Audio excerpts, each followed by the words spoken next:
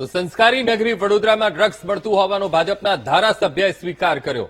ડભોઈના ધારાસભ્ય શૈલેષ સોટાએ ડ્રગ્સ મળતું હોવાની વાતને સ્વીકારી છે. વડોદરા પોલીસના સંકલ્પ કાર્યક્રમમાં ધારાસભ્યએ આ મોટો દાવો કર્યો છે. વડોદરા સહિત સમગ્ર ગુજરાતમાં ડ્રગ્સના બંધાણીઓનું પ્રમાણ વધ્યું છે.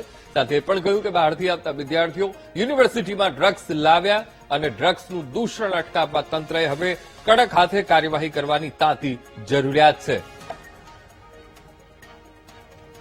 તો ડભોઈના ધારાસભ્ય શૈલેષ સોટાએ તેમણે આ વરવી વાસ્તવિકતા એ આ પોલીસના કાર્યક્રમમાં તેમણે મૂકી છે. સાથે પણ કહ્યું કે ગુજરાતમાં ડ્રગ્સના બંધાણીઓનું પ્રમાણ ખૂબ વધી ગયું છે અને આ ડ્રગ્સનું દૂષણ અટકાવવા માટે કડક હાથે કાર્યવાહી તંત્રએ કરવાની તાતી જરૂરિયાત છે. સંસ્કારી નગરી વડોદરાને જ્યાં ડ્રગ્સ મળતું હોવાનો ભાજપના ધારાસભ્યએ સ્વીકાર કર્યો છે અને એ પણ મંચ ઉપરથી. ડભોઈના ધારાસભ્ય છે શૈલેષ સોટા, જેમણે ડ્રગ્સ મળતું હોવાની વાતને સ્વીકારી છે. વડોદરા પોલીસનો સંકલ્પ કાર્યક્રમ અને જેમાં ધારાસભ્યએ મોટો દાવો કર્યો છે. વડોદરા પોલીસ દ્વારા આજે નશામુક્ત વડોદરા, નશામુક્ત ગુજરાત એના સંકલ્પ લેવડાવવા માટેનો જે કાર્યક્રમ કરવામાં આવ્યો છે, હું પોલીસ કમિશનરશ્રી અને એમની ટીમને અભિનંદન આપું છું, બિરદાવું છું.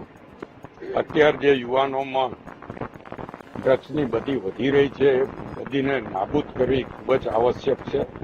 કારણ કે યુવાનો બરબાદ થાય છે, એમના પરિવારો બરબાદ થતા હોય છે અને એને રોકવું એ તમામની ફરજ છે. ત્યારે એકલા પોલીસ જ નહીં, પોલીસની સાથે સમાજ, આગેવાનો અને યુવાનો જાગૃતિ ફેલાવે અને લોકો આ બધીઓથી દૂર રહે એ ખૂબ જ તાતી જરૂરિયાત છે.